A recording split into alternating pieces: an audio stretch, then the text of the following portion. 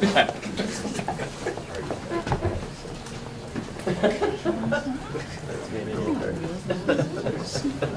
first, let me say good morning to everyone. I want to thank the Birmingham City Council for being here this morning. As we continue to talk to our Jefferson County delegation, who are Democrats, as we continue to talk with other elected officials across the state, and as we continue to talk to our lawyers, to us it is clear that SB 330 is unconstitutional on its face.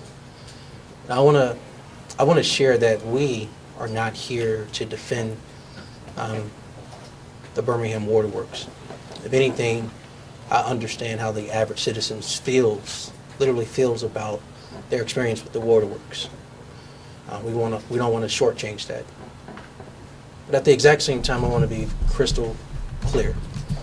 Two wrongs don't make a right.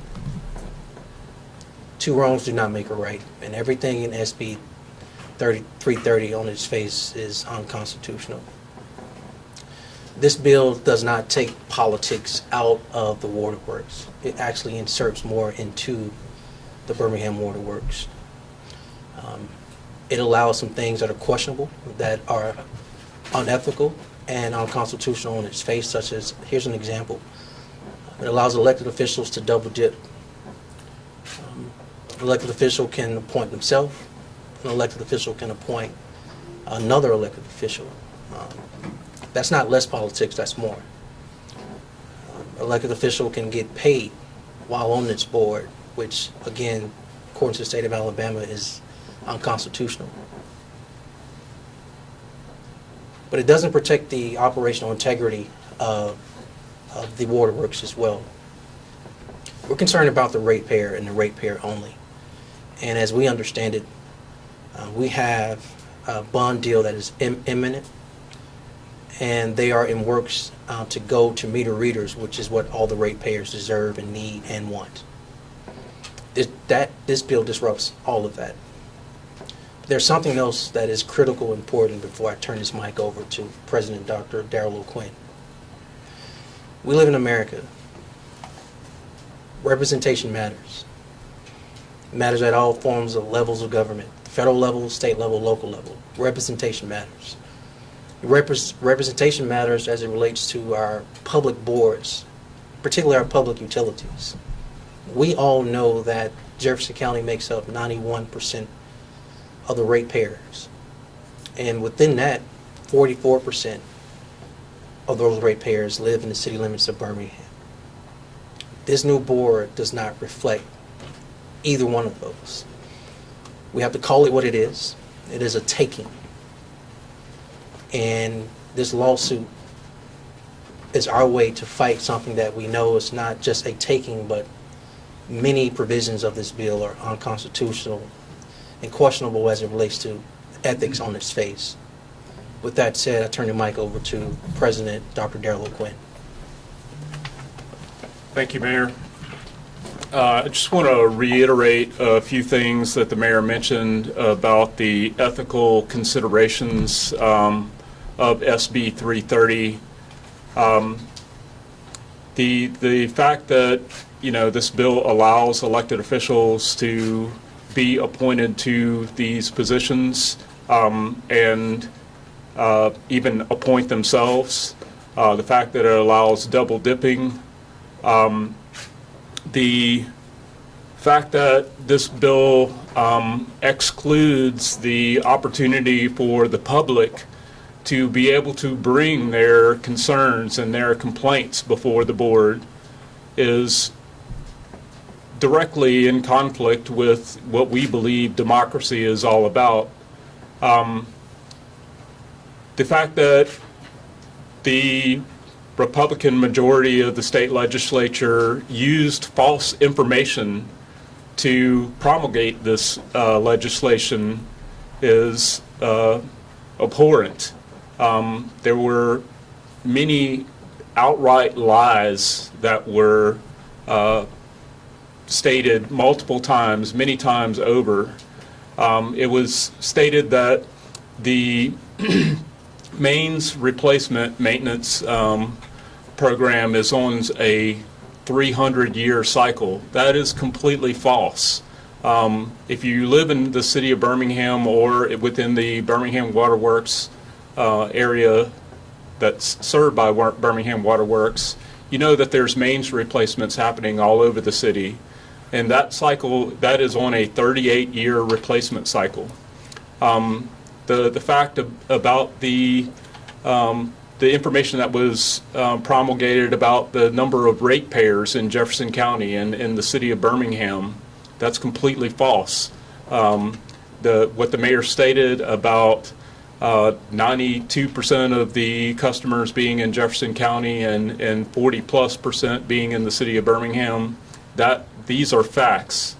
The fact that the information that was shared about the rate of water loss from the system, it's stated that over half of the water produced by Birmingham Waterworks is lost. That is a false statement.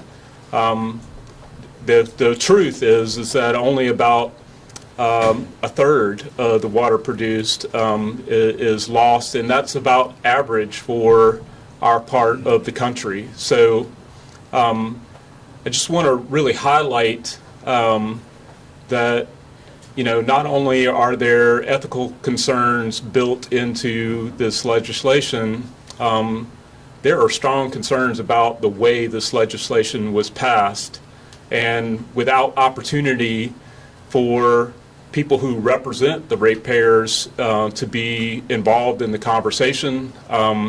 I want to reiterate, at no point has a state legislator ever reached out to myself, the mayor, or any member of this council to get our input or share their concerns about the Birmingham Waterworks. So we're here today to, again, reiterate our opposition and move forward with taking action. Thank you. Just one last thing before we open it up to one or two questions. Dr. O'Quinn, president of the Birmingham City Council, is right. There was no public notice. We talk about things we may not like at the waterworks, such as limiting voice. But then let's call it what it is, it's hypocrites. Down in Montgomery during this process, they turned around and did the same thing, limited speakers, limited the time they could speak. You have to call it what it is. But there's something else that happened during this process. This bill passed in 4 legislative days, which is literally unheard of. At the breakneck speed of it being passed, the rush to get it passed without conversation beforehand, without input beforehand, without notice beforehand for those who live in Jefferson County, those who are elected in Jefferson County, as well as surrounding counties who use the water as well. And so that begs the question of why. But there's one last note, because this needs to be stated on the record. Nothing in this bill changed the fact that your sewer bill will continue to increase.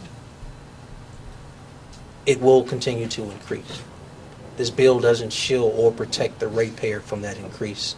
And so we're just here to not only state the facts, but we want to protect and defend the ratepayer, because that's what our number 1, 2, 3, 4, and 5th priority is, not politics, which is so deep in this bill. This is a very political bill. It doesn't make things better for the ratepayer. With that said, does anybody have any questions? Has the lawsuit been filed? Ms. King?